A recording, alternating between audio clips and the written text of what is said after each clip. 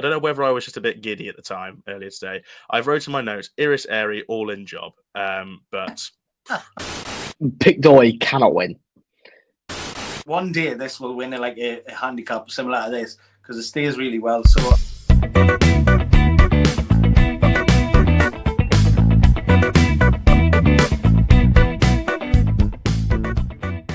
Hello and welcome back to the Only Fools Love Horses YouTube channel. And after a bit of sabbatical, after the Christmas preview, we're back for 2025, first video of the year. And we've got a belting weekend of action. Clarence House, Jonbon versus Energumene. We've got the Peter Marsh over at Haydock. The Winter Millions, first time the Winter Millions is at Windsor. And it's an absolute belting weekend from Windsor. And we've got some audience questions in. Yes, we're going to be answering all your questions about Cheltenham, Dublin Racing Festival, which horse we back that isn't a favourite currently for the Cheltenham Festival, and much more. In the company of the Only Fools Love Horses trio, Harry, Lee, and myself. Harry, I suppose we won't say how was your Christmas and how's your New Year because that's 14 days ago. But how's your start to the year been? What about the action on the weekend, Salvator, Mundi, and all that jazz? Why are you trying to wind me up within 30 seconds of being on the podcast? Look, it's great to see you, Ash. It's great to see you as well, Lee. It's good to get the band back together. It's obviously we had a nice break over Christmas, recharge the batteries, and we've obviously got plenty of action to look forward to. It couldn't have come at a better time, really, because the racing has been abandoned. We've not really seen much. So, I mean, in terms of how a break goes and the timing of it, it's pretty perfect. We've obviously got the Winter Millions coming up this weekend. Fair play to Windsor and Ascot because the prize money is ridiculous. And, you know, we complain quite a bit about, you know, the fields and stuff. I mean, you look at the cards for Friday, Saturday and Sunday, and it wouldn't look out of place in a cold Cheltenham afternoon in March, I'd say. Some of them especially the handicaps. I think they look brilliant. So, but no, really look forward to covering it, and we've got plenty of questions as well to get through. Yeah, definitely. Lee, I suppose, it's been a nice break with no racing. That's sort of been a well-planned. Harry sort of summed it up perfectly. Just sort of review on the weekend just gone. Salvator Mundi, is he a rightful fav for you in your eyes for the Supreme? No, he's not off the back of that. I do think that he will show a different performance next time out. I don't think anything went right. I don't know if they're going to take this tongue tie off. Didn't really suit it. The head was up in the air before he even went off. I think, look, when I was watching the race, I thought, I've done my bollocks already, to be honest, because his race was lost at the start. And I thought, there's no chance he's going to win this. He comes sweeping around the outside. Maybe he's just passed a poor field and that's how he's won it. I think he'll come for it, and I think he'll be a different performer next time out. Maybe they'll try and get a run at the DRF, but I presume they'll probably just go straight there, keep the dream alive kind of thing. And you know, he'll have a 72 for a Supreme though. Like the problem is, there's nothing else left in the race. That's like where are we getting these horses from? We need to see something else. And at one point I did make to Liam, anti-post angle lad, the reason that he's put in his favourite, there was so much going on at Christmas. We didn't really home in on what Romeo Coolio had done. He won a grade 1. He beat a grade 3 winner by 9 lengths, and he's fairly bolted up. But because there's so much going on at Christmas, if that was on a quiet week like we'd seen the Moscow Flyer, maybe he would think, oh, well, he's done that well, you know what I mean? So I just think it's the way it's panned out. I wouldn't be getting stuck in at 72 anyways. I think you're a psycho if you are. An absolute psycho. I mean, harsh because like... No, it's not. It's not. Harry, what's going to win the Supreme then? Because find your winner. Look, you've got so many options to take him on with. Now, how can you say Romeo Coolio being one? Coolio being one. You've got plenty more in second. There. You've got that cope at the board. You've got obviously the new line could now be reverted back to the Supreme. Especially after talk about it. What I'm saying is, from what we've saw, how can you say that performance was worthy of being 3-1 favourite for Supreme? Because it wasn't that good, and it wasn't saying he's a superstar, and he's not a standout. Problem, like it's hard to just fight. But anyways, we can move on. I Romeo Coolio maybe deserves a bit more credit and should be slightly shorter anyway. That's it's a more of the more lengthy and dramatized intros we've had in a long time. Just for my my 10 pence on the Supreme, I like to take on Twitter hype horses as much as I can, but I actually can't in this situation. I thought he was all right on the weekend. I liked him.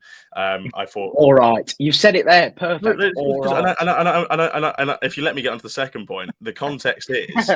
The context is that the race is awful at this stage. So in a normal year, even based on last year's Supreme, I wouldn't really be sort of having him near the top of my list. But at the same time, I think he's a more rightful fav for the Supreme than Tully Hill was last year. I think he's fine.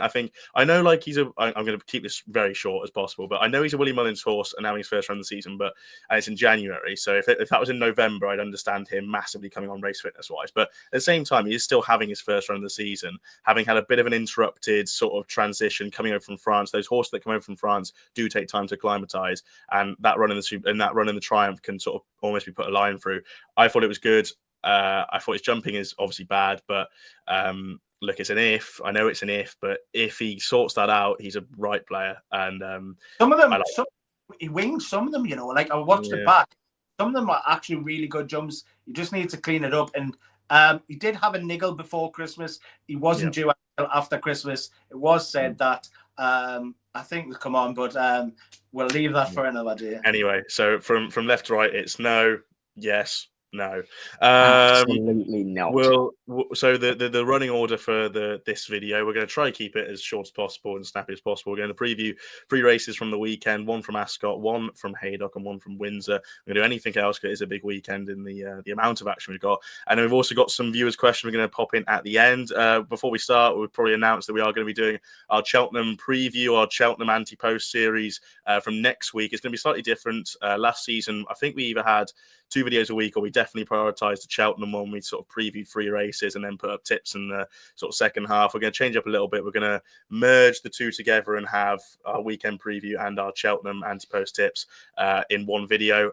Next week, we're going to have Johnny Deneen on for the Cheltenham section. So he was very kind to come on last year, and was it the year before as well? I think he was. Yeah. 3 years. We've got that infamous clip of Johnny and Flynn from Star Sports. I'll have to insert it and edit it in somewhere. That was some night. I mean, I remember I was absolutely crying at that. I mean, I was best clip we've had. I was in tears. I was in absolute tears. And he would have won an all, wouldn't he? It was on Elfab and Mighty Potter, I think. So I think it was one up and 1 down, wasn't it? It was Arkle and Mighty Potter in the Ballymore. Live it was. Yeah. it's a great clip. I'll try and insert it. If I remember when I'm editing this later, I'll insert it now. I'll have 2 bets if you're interested, but I don't want to put you on in the spot at the same time. Do you know what I mean? No, go on. What I'll have 16 grand on him and the same on El Fabiolo, 15 to 8 and 13 to 8. And I'll give you the money on Tuesday before racing. Go on, Johnny. Now, but yeah, so he's very much kindly agreed to come on, so keeping the tradition going. But look, that's enough talking. That's one of the longer intros we've had in a while. Let's crack into the action. Grade 1 action, starting off with the Clarence House Chase at Ascot on Saturday. Look, it's a great race, and just for 2 horses really. Jonbon 8 to 11, Energumene 5 to 2, Edward Stone 10s, Boot Hill 16s, Liberty Hunter very interesting at 16s, and Unexpected Party 80 to 1. Harry, I'm going to come to you first of all. I know you've been sort of an on and off Jonbon lover for a long time, really. How do you see the Clarence House? Do you think it's Jonbon's, or do you think sort of Energumene, this 2-time champion chase winner, can not dethrone him, but can cause a small upset based on what the market's suggesting now? No, look, I as you said, I love Jonbon the way he is. I think you made a really good comment on your tweet after he ran in the Tingle Creek, where he looks more mature now, and he was less buzzy. He still is. He still is a buzzy horse, and he's got that temperament about him where you can do anything. But I just think now through his races, he's maturing. You can ride him wherever. Last year, obviously in the rearranged Clarence House, he smashed one at the top of the hill at Cheltenham, didn't he? And he still managed to run Elixir de Nuts, who's no mug, albeit he's not a superstar by any means, but he should have lost the race there. at the top and by a fair way, and he jumped the last in front.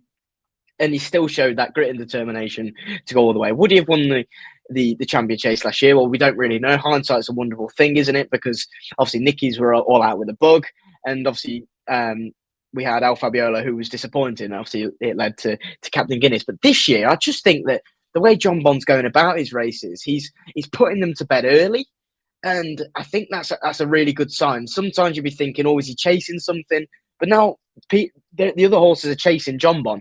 I don't think it's going to be the case on Saturday. I think he is going to have to pass Energumene, because I can't imagine Paul Townend will want to have Jonbon in front of him, because I mean you look at the Hilly Way. He was obviously he was quite impressive on his return. I thought obviously beat the King George winner, but I do think that Jonbon, people are still kind of doubting him, saying he's not on this. Look, he's back to back Tingle Creek winners. He's a special horse, and I think it's 9 Grade 1s, isn't it? 5 at Sandown or something like that. He'll like Ascot. I can't see any reason why he wouldn't. And he should get a nice pace to aim at. The one horse I would say, Ash, in this one, and Lee, I don't know whether you agree. Lee, you might be a fan of this horse. Liberty Hunter is a big old price in this, because I think if you're looking at away from the top 2, I think he's probably the one in the champion chase field where maybe they could run on into a place. I think you're probably looking at Liberty Hunter being that horse, and I think he's got more about him than the likes of Edwardstone and Boot Hill, especially at this point in his career. Yeah, so certainly an interesting race. I think it was directly the video after he won the Tingle Creek. I think you said that my face was beaming just talking about Jonbon, like I was in love with him, and I am in love with him. He's a cracking horse. Just goes without saying he's my vote. But I'll sort of talk a little bit more in a second. Lee, Clarence House, are you sort of making a trio on Jonbon here, or is Energumene tempting you at the prices? No chance for Energumene. I think Jonbon will definitely win this. I think. At his age, to have them niggles, look, he did reappear and come back well, but he probably was back in a whale and ready to rock. Harry mentioned, Banbridge tipped up there and would have either ran a close second or went on to beat him, and he's now a King George winner and Frank the Form, but at his age, you know what I'm like with these ages and the horses, that just time just gets to them.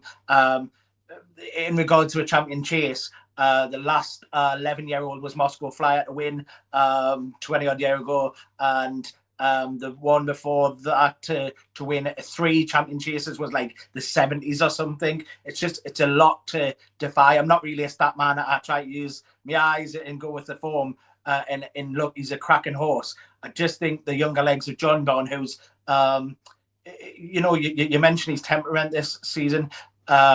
They've been taken away for them away days, walking around the paddock and then putting them back on the truck and taking them home just to get that fizz out of them. And he just looks a different animal this season round, and more the polished performer. And look, he's just a multiple Grade 1 winner. It's just hard to knock, and especially at his age. I just think he'll take the world of beating. I like Liberty Hunter, but for this, I think they've got a lot to find. Any of them in behind, I think they've got a lot to find. You can scrap Unexpected Party. The handicap will be probably fair on him, and maybe he's dropped him a few quid. The likes of Boot Hill and Edwardstone have already been smashed by Jonbon, in my opinion. First time out, look, they tried to nick it for him, but he was always holding them. Look, I'll shut up and try and keep it simple, but it's Jonbon's definitely to lose in this. I think 8 to 11 is fair, to be honest. I think you should bring Yarrow 1 to 2, and maybe he's even shorter. Look, Energumene's got a lot to find. And his jumping asset, like Harry mentioned as well, he's going to be out the front. His jumping is top notch. And it'll be using that, and hopefully we'll get a good clash like the Shishkin one. That was some clash. Shishkin and Energumene coming down the street. But I just think Jonbon will pick them up again.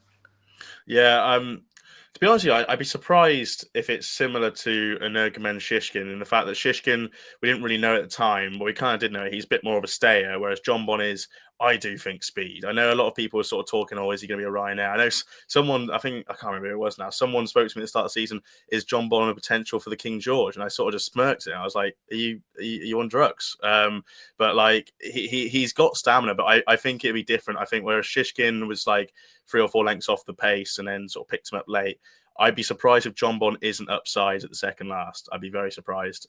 So look, I can't wait for a clash very similar. I just think Jonbon, like Harry said, matured beautifully. I thought he jumped incredibly in the Tingle Creek. The ones he got in, I was actually more impressed by the ones he got in tight to than the ones he got on a perfect stride. He was really economical, really smart over the ones he got tight into. He sort of got in right to the boards of the fence, and he was landing, a good length over the fence. Like that shows a very, very good jumper. Rather than just sort of getting into the boards and just clambering over, he was jumping them beautifully, even if he was getting in tight. He's a beautiful traveller. I just think he's a cracking horse, and people knocking him for Cheltenham. Look, it's a game of opinions. That's fine. And if you want to say he's the lay of the festival, that's grand, because ultimately he's a price to be able to say lay of the festival. Yeah, I mean, you've talked about Salvator Mundi, and then you can't even mention the same breath as Jonbon being the lay of the festival when you've got that at 3. When you got Salvator Mundi at 3-1, like you said, I think as well, Ash. I think you've got to mention the man on top. Nick de Boinville. He doesn't. Yeah. He's now got this rapport with Jonbon, where he's learned about him a lot, and since Hayden Coleman's obviously he's retired, Nick de Boinville gets plenty of stick, especially on social media, but on the big days and on the big rides, I'd love for people to tell me how many times he gets it wrong. Yeah, well, look, you can call him whatever. I love him. I think he's absolutely must, especially on the big days. You know what? Just a quick mention on him. When he won after Sergino, and I was chatting to him, you know what? He's one of the nicest people going like, look, I think he's top notch on them, big horses and performers. Jonbon will win. We're all in agreement. Let's go. I'll just say, just on Cheltenham for him, people are sort of quoting his Cheltenham record and saying he's like 2 from 5. The times he's been beaten, he's been beaten by Conhill in the Supreme. He's been beaten by a very good El Fabiola in the Arkle, when I'm not certain he was within. He wasn't at the best. No. And then he was beaten, like you said, Harry, by Elixir de Nux when he took the third last home to Lambourne with him. So I couldn't be having that as an argument against him, Cheltenham. The Peter Marsh is the next race we're going to go to on the Saturday. It's a big sort of handicap of the weekend. Raw Pagaya is in there looking to win it for I think it's the 3rd time. 3-1 alongside Mr. Vango at 3-1. Lee has great memories of Mr. Vango. Trelawn 9-2. Imagine stepping up in trip 10s. Jolino Bello 12s. I will do it the same price. Sam Brown 14s. Collector's Item 16-1. Lee, I know you don't really have too much of an opinion on the race, so I'll leave you to one side. Harry, is there anything in the Peter Marsh that's taking your fancy? Look, I think it'd be a massive performance if Raw Pagaya can give nearly 2 stone to the other principals. Well, Mr. Vango was there. I was there at Sandown. He was very brave, very tough horse who just gallops and gallops and gallops, and you're going to need that because, I mean, it could be good to firm around the country, but it'd still be a swamp at Haydock. It's just one of those places. It's very rarely nice ground. Just a quick word on Sarah Bradstock. She's only had 3 runners all season. All have been in handicaps, and all 3 have won. So she's got 100% strike rate in handicaps this year. And obviously, Mr. Vango's going for a big pot. Can I see him winning? Well, get in the weights, especially you can. I'll give you a flyer. My silver lining. She's a brave mare, and when she's on a going day, she jumps really well. She ran well in a Midlands National, if I can remember rightly, and I wouldn't be surprised to see her pop up at some point along the line. Whether it's, I think she needs a few more pounds to get up into a race like that, but there's no reason why she goes on any ground, so she should run well.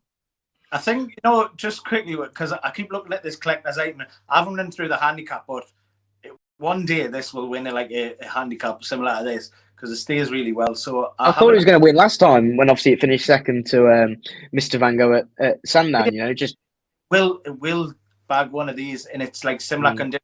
I always thought it was last season or the season before you met. Yeah, last season, and Haydock and soft, and like it just stays and stays the same. I'll give you a race, gentlemen. This horse is going to win. The Midlands National is going to win, I'd say. I just don't think he was on my shortlist.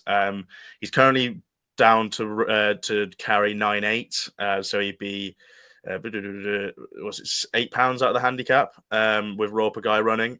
Just think that might I don't like backing horses out of the handicap if they're that far out of it. If they're maybe 2 or 3, I can get away with it.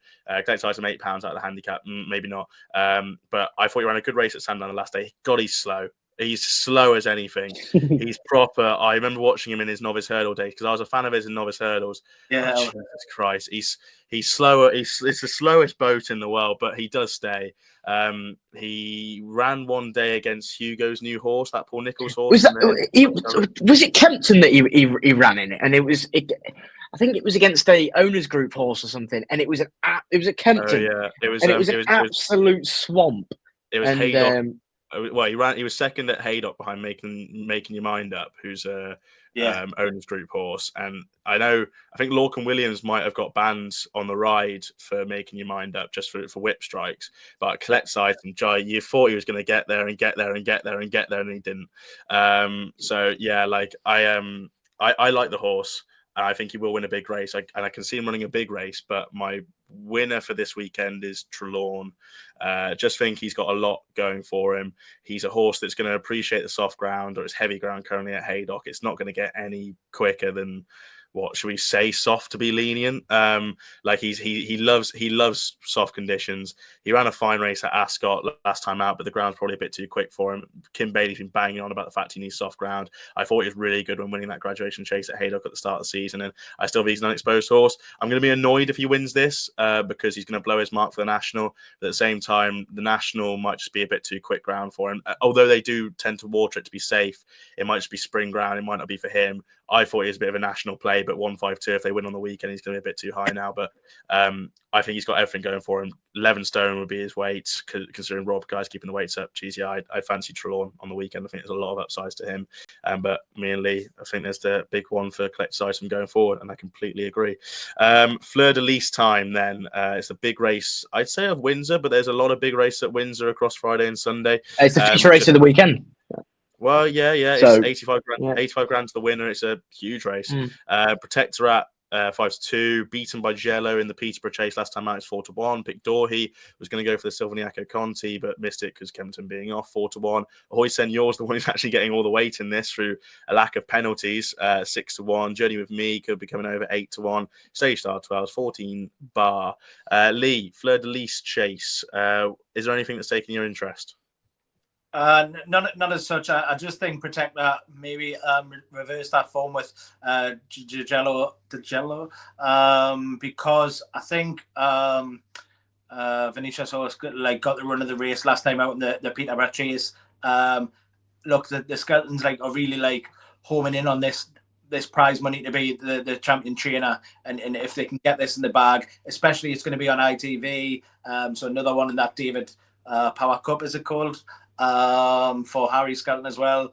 I think this is, they've probably mapped this out as well. So yeah, I think they'll reverse the form. Look, I like Pick Dorhe for them little grade 2s round Ascot, but I don't know if he'll get away with it against these. I think they might have his measure, and the rest I struggle to see that in and out of form. So if I had to take one now, I would take Protectorat, but maybe it's just wait till the day and see how things pan out in all true fashion. Yeah, great race this. I can completely see that as being you're looking down the field and you're seeing Stage Stars a 12-1 shot, Phil Dawes a 16-1 shot. It's a great race. No prize for guessing my fancy. Pick Dorhe. I do think he's got a good chance in this. I just think he's a criminally underrated horse. I know he's not a grade 1 horse, but he's a grade 1 winner. I know that doesn't really make sense, but he's just very good. He's just very good. When he won the Ascot Chase last season, God, he bolstered up, didn't he? I know Ahoy Senor was probably waiting for another day, and so was Long Press, but he bolstered up, and he won at Ascot at the start of the season on good ground. It wasn't very good, but he tends to come on for his first runs, especially in that Ascot race, and I think he'll prefer the softer conditions. He's a French-bred horse, so he's going to be preferring the slightly softer conditions. 2 mile 6, I think that's great. That's just perfect, almost perfect for him. I fancy him to win a race like this. I thought Jello was good last time out, and I think he actually might maintain that form Protectorat, but I fancy Pick Dorhe to be better than him, so he's going to be fancy. On on Windsor and their configuration and how it would play against any of them, like not just Pittori, but like I'm gonna try and like bounce out. I don't think it should have too much an effect on him. He does run mainly right-handed, but he won at Aintree the 1 year. Just getting it up now. The Marsh Chase, which is the melee. That's left-handed. I'd have not too many concerns about Windsor. I think it's a fair, like the run-in is long enough for it to be fine for any horse, because it's not that, like, it's not left-handed at like a really close to the end of the stage, like kind of like Ascot. It's not like a left-handed Ascot. It's like it's a fair long run in that Windsor straight. So yeah, it's fine. Harold, yourself. You've been bigging up this race. You think it's a big one, and it is. What's the big one fancy? Pittori cannot win. Yeah, and do you know what? I'll tell you the reason why. Because I seriously dislike horses where their target is like a week before, because they've been worked up so much for that race, and they are spot on for that race. Then they've got to come down again, and then they've got to come back up. You see it so many times where horses just kind of bounce and they're spot on for the Kempton race, which is perfect for Pittori. That's his backyard. That and Ascot, perfect for him. Round Windsor, I think you've got a deep field here. There's plenty of prize money. There's going to be a lot of pace on. I just don't think he's going to have. A good point. That I just don't think he's going to have that. We see him dominate races. We see him jump well. We're not really seeing him have the pressure put on him from an early stage. Now, one horse, I think Protectorate is a really good bet here. I really, really do. I love the fact that this horse was second, obviously, in this race last year when he was at Lingfield. It's obviously now at Windsor. It was never his kind of race in the Peterborough Chase behind Jello. From the first fence, it was never on. Jello made his own way. He took it up pretty. I think it was going down the back straight, but there was one horse that could never win that, and it was Protectorate, because the way that they lined up, he was out the back, he jumped poorly, and you don't usually see him jump that bad. I'm not saying he's the flashiest of jumpers in the world, but he's certainly not the worst.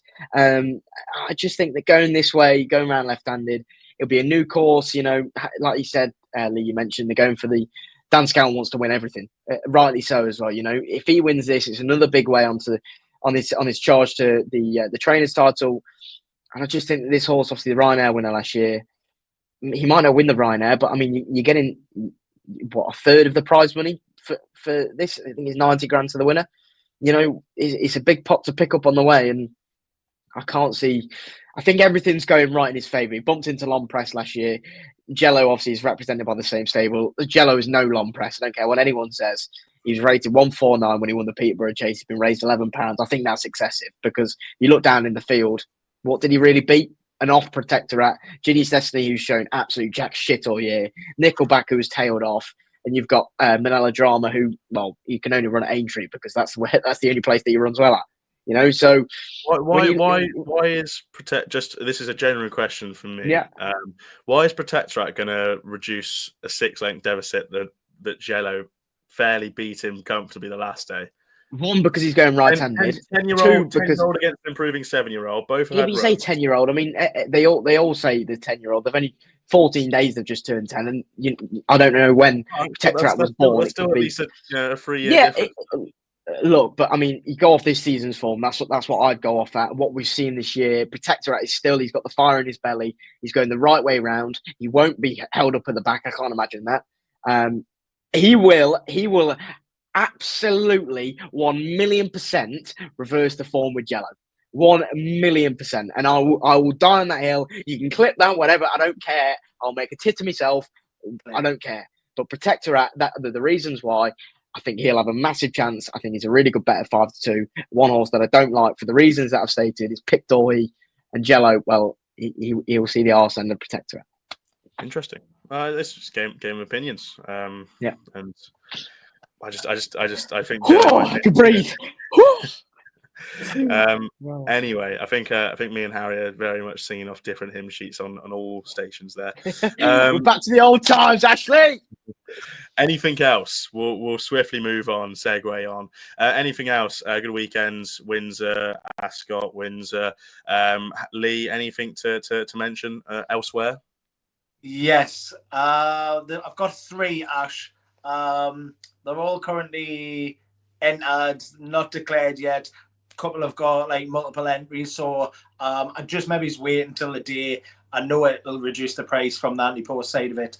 3, Panic Attack for the Skeletons. I think she ran a good race. First time out for them, ran twice, was with the Pipes, running good races, well handicapped now. You know, come there fairly well last time out. I don't know, didn't find as much as I thought. I thought we'd go closer, but I think still well handicapped, and I think can run a good race. She's around 9s or something for a race at the weekend. Yeah, Panic Attack for the Skeletons. What's the other one? Antobelli for Harry Fry. The problem is the yard's not in good form. I haven't seen many good winners from him. 7, by the way, 7 winners this season. Genuinely incredible. I saw that last night. They've had 7 winners this season.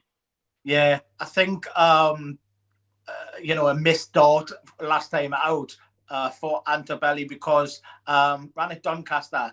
I thought was going to be like literally tailed off, pulled up at one point because just not going a yard. Flew home, like, and I mean flew home. If you could watch it again, it was mad.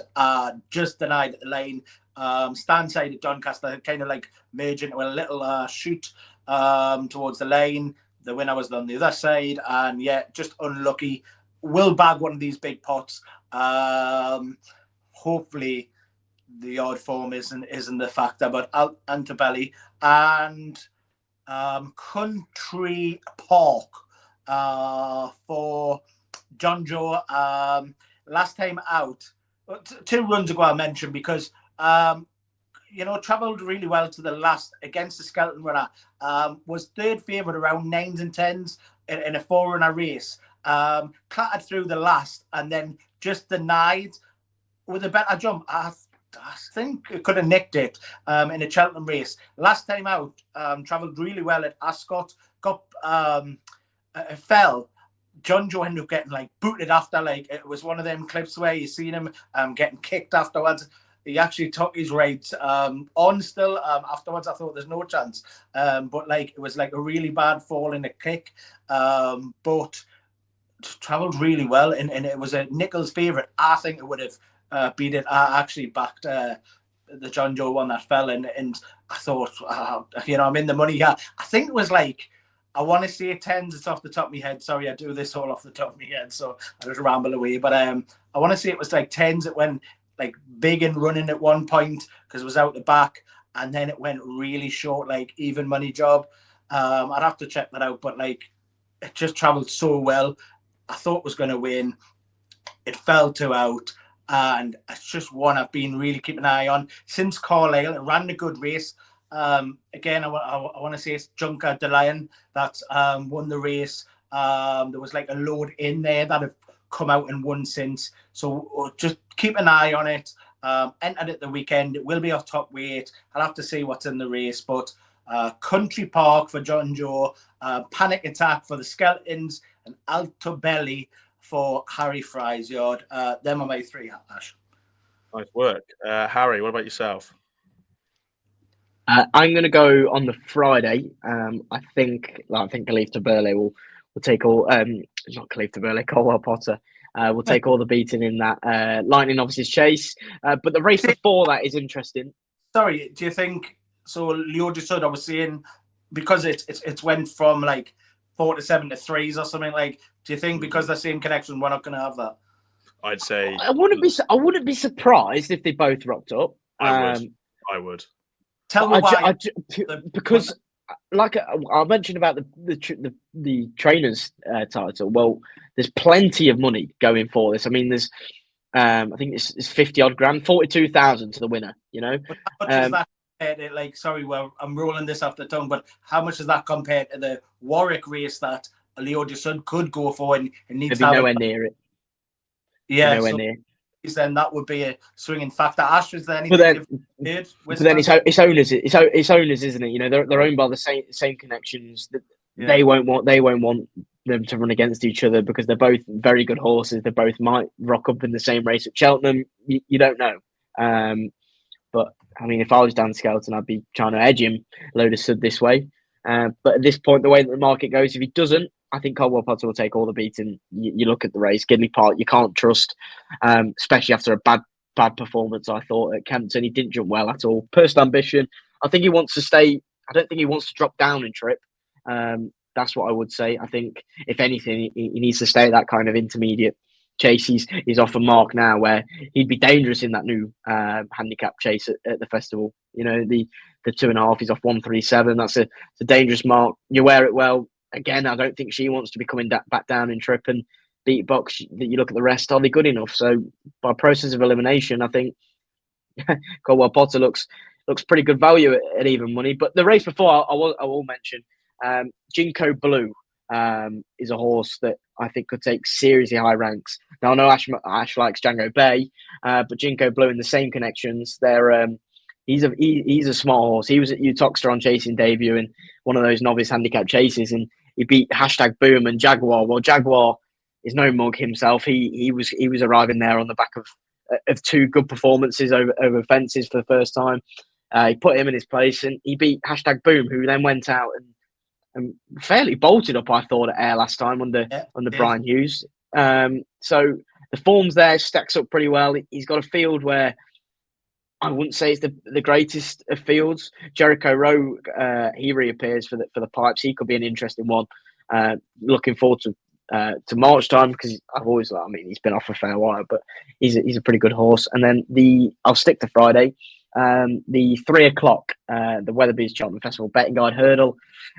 It's a good race. Kitts Buell, who beat Colonel Mustard at Punchestown last time out. Now, it was interesting listening to Paul Towner's comments. When the other jockeys came back in, they thought that he was going at a really, really good clip, and Paul Towner didn't think so.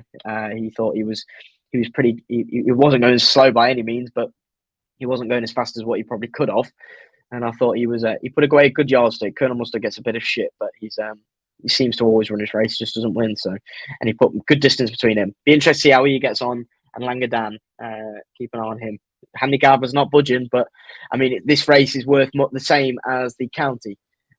So, I mean, if people are still crabbing on about saying he's not the county, the Coral Cup. There's it's an absolute million he runs in the Coral Gold Cup. Coral Cup, by the way. Absolutely. I mean, people have that, but where are you going to go with him? Because you run in the stairs. He's not good enough. He's not good enough. Or just save him for that 2.5 that he went close in last season at Henry. Yeah, look, he's obviously a talking horse. I wouldn't be siding with him. I'd be siding with Kitts Buell. So Kitts Buell, Caldwell Potter, and Jinko Blue. I think the 3 to keep an eye on. They're going to be pretty short, but I think they're 3 good horses for a reason. Yeah. Just quickly on the Caldwell Potter, Lord Surds. Caldwell Potter, if he does run at Windsor, we're running for 42 grand to the winner. The last time they ran the Kingmaker was in 2023 when Jonbon won it, and it was ran for about 32 to the winner. So 10 grand difference doesn't make much in the grand scheme of things. Lurdersud's probably going to go there. He's had 3 runs this season. Caldwell Potter's had 2.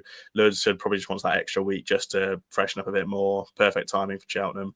I'd say it's a massive price for them to both run at Windsor on Friday, and I say it's Caldwell Potter for Windsor and Lurdersud for the Kingmaker. That'll be my 10 pence on the matter.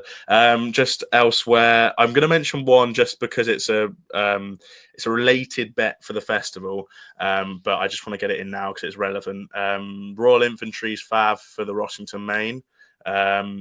I'd have him as an outsider for Supreme. Someone's ringing me. I'd have him as an outsider for Supreme. It might be Jamie. I am as an outsider for Supreme. I just think he's. I looked at the race the other day. I just thought there's outsiders I wouldn't back, and Royal Infantry's not done a lot wrong. He won really nicely at Chepstow. He won nicely the next day. He was at Newbury, and I just don't think he's done much wrong at all. And I spoke to Dan Skelton at the start of the season when he won at Chepstow, and he said he's up there with his best novice hurdlers this season, which was a big statement to make considering the new Lion's gone to do what he's done. So I think if he's 90% or 95% the horse the new Lion is, I think he's got half a chance in the Supreme, and he will be shorter if he wins the Rossington Main, which I think he will on the weekend. Lee, just a point on that: if you're going to back it to win that and to win the Supreme is it Sky that do that mainly? Sky, yeah, Denise does it, and what's the other? William Hill do it all the time. I'd definitely do it. I think a lot of them do, to be honest. There is other bookmakers available, by the way. Look, I'd do that because if he doesn't win impressively there, you've got no chance in the Supreme. Yeah. That's fair. But I think he's got half a chance for the Supreme, so I will do that. As for he's short though for the Rossington Main. He's like 11 to 10. Was 2 to 1. He's 11 to 10. Yeah. I might back him. I might have something small on him, but did Jonbon run in that and win that? Yeah, he did, but he wasn't that impressive. Remember, he beat Mai Tai. I think it was. Was it Mai Tai? Did Jericho run in it one year as well? I can't remember. Who? Jericho de Repenay, did he run in it? Might have. Or was he the Sydney Banks? I can't remember now. It was definitely Jonbon. Jonbon definitely ran in it. Yeah, you're bang on. Right. Anyway, elsewhere, Friday at Windsor, there's the Mayor's Handicap Chase, which is priced up. If Iris Emery for Willie Mullins goes off a mark of 125 or 127, I can't remember now. If she runs, she's going to be shorter than 7 to 1 now. So if you've got braver bollocks than me and you want to take the price now, fair enough. Might just wait. She's 7 to 1 now, I think. If she runs, I wrote in my notes, I don't know whether I was just a bit giddy at the time earlier today. I wrote in my notes, Iris Airy all-in job, but I don't know. No, like she's got a great chance. Like I'll just get her form up now, but she's a really unexposed mare. She ran behind a Gigginstown horse early this season, Croke Park. She was second to him. She made a really bold jump at the last. Really liked how she approached the fence and took it in her stride. Croke Park has obviously since gone on to win a Grade 1. He's gone on to win 2 Grade 1s, actually. He won the Drinmore and then won Leopardstown at Christmas. I don't know how highly I rate Croke Park, but in the grand scheme of this, I think that's great form. She's went and finished second at Court the next day and then was behind Fun at Nace. Look, disappointing runs, yes, but I think that run behind Croke Park is just absolutely puts her right there. She was behind Wingmen in the Nace bumper going back to December 2023, which I think is fine form. Then she bolstered up at Fairy House on her maiden hurdle. I just think dropping into Handicap Company off a mark of 127, which I think that I'm gonna confirm what the mark is now. It's going to really annoy me if I don't get it correct. It's 125. If she runs, I think she's got a great chance. And she's 7 to 1, priced up with one bookmaker, 5s with another, and 13 to 2 general price. Is anybody like worried about they're just fishing for marks sometimes? Yeah, that's why I would just maybe hold fire anti-post, but she will be shorter if she gets declared, and she's up against your Panic Attack, Lee. But if she runs, that's anti-post though, isn't it? I suppose that's the beauty of it. You know, you get 7 to 1 about a horse that's probably a 7 to 2 poke. So yep. In the 3 o'clock, the race directly after at Windsor, it's that hurdle that Harry's been talking about. God, I'm taking on everyone here. Just a big price. Nameen Lion, like I think he's a grand horse. He run in the conditions. He prefers the slightly softer ground. He beat Colonel Mustard at Wincanton on heavy. He was really good at Hereford last time out in a handicap of 148. I know it wasn't a very good race. You can't use that form though because that was. Can I just jump in?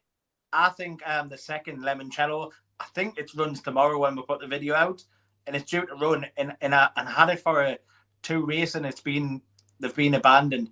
I think that Limoncello will pick up a good pot. Actually, 9 to 2 tomorrow. 9 to 2 tomorrow. So as the video gets 2:48. It'll be be Hereford today as the video gets released. That Limoncello. That's a good little race. That actually, Knight of Allen, Jord Evasion.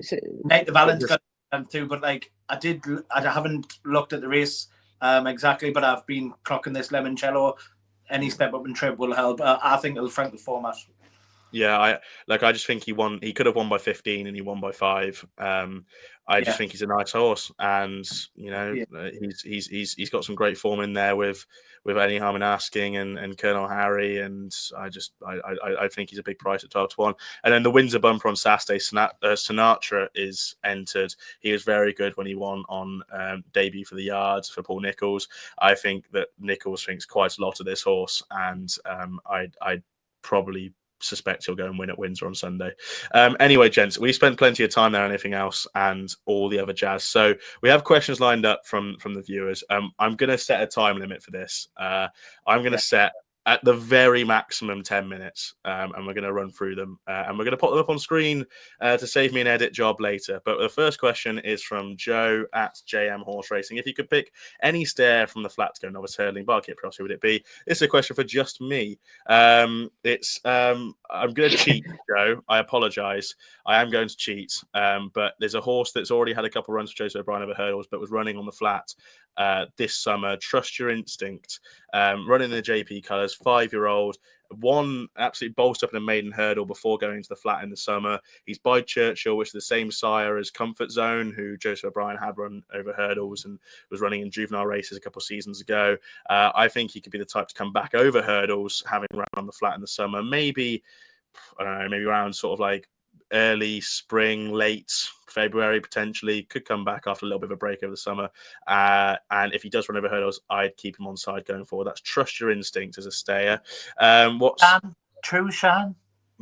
About 2 years too late for that, unfortunately. Question from Ian Pollard. In hindsight, do you think it was a good idea scrapping the Turner's Novice Chase Grade 1 for a novice handicap? Considering the Arco is going to be no more competitive this year, do you think Aintree and Punchestown Festivals are winners from the outcome? Harry? I think it kind of ties in with the other question that we almost had about what race would you bring back? So did I think it was a good idea originally? Yes. I'll be honest. I thought that the competitiveness would see horses go either one way or the other. But now it just seems that Cheltenham's not what it used to be. It's not the be-all and end-all for trainers and for owners. They can wait for Fairy House. You can wait for your Aintries. You can wait for your Punchestowns even, you know. These horses that are you proper middle distance horses, I'd say like a Ballyburn would be in that category. He seems that he's too slow to go over 2 miles, and I don't think he's a proper out and out stayer. So yeah, it's a shame. Would it be competitive? In one word, would you like it back for this year? Yes or no?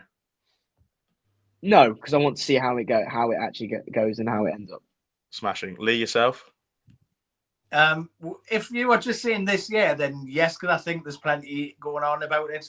Whereas in a normal year, maybe it's not like you seen Bob Ollinger against Galopin Des Champs in one year, and it was like a 2-horse race that you were lapped. Like it wasn't competitive. But I don't want to misquote. I think it's Andrew Halligan finishing line, and he does the Road to Cheltenham watch along. Shout out to them lads. But he was on about like developing a horse into a Gold Cup horse, like that 2.5 kind of suited it. Instead of slogging it out in a 3 mile Brown Advisory, then the 2.5 Turners suited it as a stepping stone to then go on to them Gold Cup trips the following season, and it just eased in. That's how I seen it. I feel like we're going to lose, like an Imperial Pass, maybe we might lose to Fairy House for their Easter meeting, and Aintree or such like. I'm not saying him in particular, but certain horses like that we might lose to like Fairy House, and maybe Willie Mullins will give them the V sign and say, you need it back. All I'll say on the race is that I was very much like Harry. I was in favour of the change at the start. This year, I do feel for the Jockey Club and BHA that made the decision, because this year looks like an absolute standout if they had it in with Django Bay and Ballyburn in Perry Pass. So I do feel for them in that respect. All I say is just give it a couple of years. If it's not working out, change it. We can't formulate opinions till it happens. Let's just be realistic about it. The problem is that we're gonna keep changing. It's like but like, you're allowed to make a mistake. And if they hold their hands up and say, "Look, the Turners is a great race," or we miss it, that's fine. No one's going to really bat you for it. Just be proactive is the only thing that we need. Right. plenty of time spent there. I want quick answers now. Racing Interest at Racing Interest Jack over there. Was a big debate on our show, so interesting to hear your lads' thoughts. Boodles getting some stick the last few weeks, but if you got rid, which race would you have added back? I'm going to discount the Turner's Grade 1, Harry. Sorry. Would you like? Well, first of all, I'll keep it simple answer. I wouldn't get rid of the Boodles. I like it. Yeah. I think that horses develop at different rates at that age, and even if you know you're not going to run in the Triumph and you do a little bit of handicapping to try and get them into the Boodles, I think that's fine, and I like the race. But if I was to get rid of it, I'd probably chuck in a veterans race. Why not? It's a race. It's a no harm race. It's a horses that aren't going to win a plate or an ultimate or a grand annual, whichever distance you want the veterans chase over. Probably more on that sort of 2 mile, 4, 3 mile. It's for horses that aren't going to win those races, and they would get in those races, but they'd just be finishing like 11th. Why not run a veterans chase? People like it. I just can't think of any other race I'd add because I wouldn't add any more. We've already got too many. Lee. I'd add a veterans race too, actually, Ash. I think, like, people don't like it, but, you know, like, to see, like, you know, like Paisley Park against Champ and them type of races, and then, obviously, you know, the one that they had at the December meeting there, yeah, like, Eldorado, Allen, Copperhead, like, there was some good horses in there, Dashel, Drasher, like, it'd be good if like all the old favourites could come back. That's how I'd say it. I mean, maybe it's a bit like heart over head. But I'd probably get rid of one of these. Like, look, like you mentioned, you've got the plate, then you've got the this new Turners, then you've got, and it's just too many handicap chases at around 2 and 2.5, and it's just I'd scrap one of them. I'd bring in a veterans, but you know, maybe it's just too much altogether, to be honest. Harry, any word? No, I think we spoke about the Turners. I just keep the Boodles. It's fucking carnage, and I love it. But I love the Buddha. Actually, you mentioned a good point. Well, just on about something, and like, not everyone's going to be like a Sagino or a Marsh, or do you know what I mean? Yeah. Like, you got to give something a chance. Like, it is carnage. I like the fun of it. You've got to find the line. There's a lot of people like, I'm going to bring in the Mayor's Hurdle and Champion Hurdle debate here. There's a fine line. There's a line where you might go, yes, the Mayor's Hurdle probably in this circumstance shouldn't be there because it is forcing Bright Days ahead away from the Champion Hurdle, and we want to see competitive racing. That's one stance to take. But then also you've got the stance of, if these horses aren't good enough for the Triumph Hurdle, that's why the Boodles is there. There is a line. There's a very, very, very fine line where you can go, we have this race for a reason, and we shouldn't have this race for another reason. It shouldn't be just get rid of everything, have 4 races. But like you said, Ash, you've got 140 hurdlers. You know, they might be 150 hurdlers down the line, 160 hurdlers down the line, but at that point in their career, they're not. You know, and that's where they're learning. And I mean, you've got a tearaway 4-year-old who's probably only seen 3 hurdles in his life going down the start in a Boodles. It's absolutely carnage. You know, it's great seeing it. It's a race that I really do enjoy. You know. Moving on, we're going to just go for the top question here because I haven't done much study on Future Prospect, this Mullins bumper horse. But what horses have gone completely under the radar for Cheltenham? This is James Kelly at James Kelly _977. So an under the radar horse. I'll give you time to think, gents. I have one off the top of my head. Heartwoods, I think, is an underrated horse, and I think he's going under the radar for the Ryanair. He's about 25 to 1. Thought was a big race behind Galopin de Champs in the Savills Chase last time out. Thought he was very good at the Dublin Racing Festival in a handicap last season, and he's just like a young enough, unexposed kind of horse who doesn't really stay truly 3 miles, but for a 2.5 mile Ryanair while it's still in the program, I think he's going under the radar. That'd be Heartwood for me. Lee, an under the radar horse? It's not as such under the radar, but like it's just one I've been like clocking because the Wall Park for Gordon, it's already qualified for the Patems. It ran in the Grade 1 there at Christmas, what Crambo won. If it keeps running these Grade 1s, and I can't remember which Grade 1, I think it got penciled in for the next one. Then they can't keep going up the handicap after it's finished in like, you know, well back. It ran on really strongly, and it was an eye catcher in that race as such. If you watch back, that is it the Ladbroke Hurdle? The handicap. No, the Grade 1 at Oh, one, behind home by the Lee and stuff? the long walk. Yeah. Sorry, yeah. Walk at Ascot. So it ran in that. It's being acquired by JP. They've done it before. It will be on a high mark for the attempts, but it's already qualified round Cheltenham. Stays really well in the JP colours. They've done it with Saya de Burley, and you can still get around 10s. And then you have to think Gordon's got Tupu and stuff in the stairs. So, likely that you might go the other way. But yeah, I do like the Wall Park, and 10s is probably fair enough to have a stab at it at the attempts. Yeah. Harry? Impervious is going under the radar. Now, now there was an interview. She obviously she hadn't been seen. She had a big setback at the start of the back end of last year. But I mean, people are forgetting how good she is. And you're looking at the race in the Mayor's Chase. You've got Dino Blue in there. Look, Dino Blue's a good yardstick. I'd say she's a good horse, but she disappointed me last year. Limerick Lace is again. I don't really like her. I'm looking at Impervious, and you look at the interview, and apparently she's back in training. She's been doing a good piece of work. This will be the time of year that we probably see her. I think 7-1 is a big old price. And how old is she? Talking Impervious. Is she 8 or 9? So yeah. I'll check now. Yeah, I just think look, she's almost like a Tiupu kind of thing. You're only going to see them a couple of times a year, but I mean, when they are, when she was fit, she was soon or at the DRF to see just and going or not.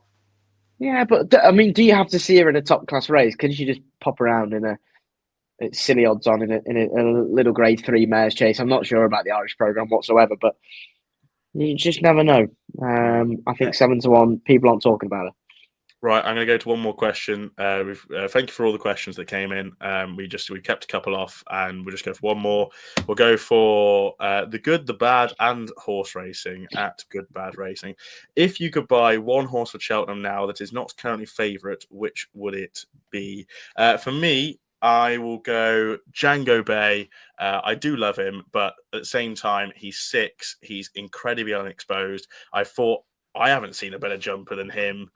Oh, was Trigino better? No. I haven't seen a better jumper for a chasing debut in a long time. I thought he was very good at Cheltenham. I thought he jumped Coldwell Potter, was it, to sleep? He's won over 2.5 miles. That was over 2.5 miles at Cheltenham. I think it was, might have been touch shorter.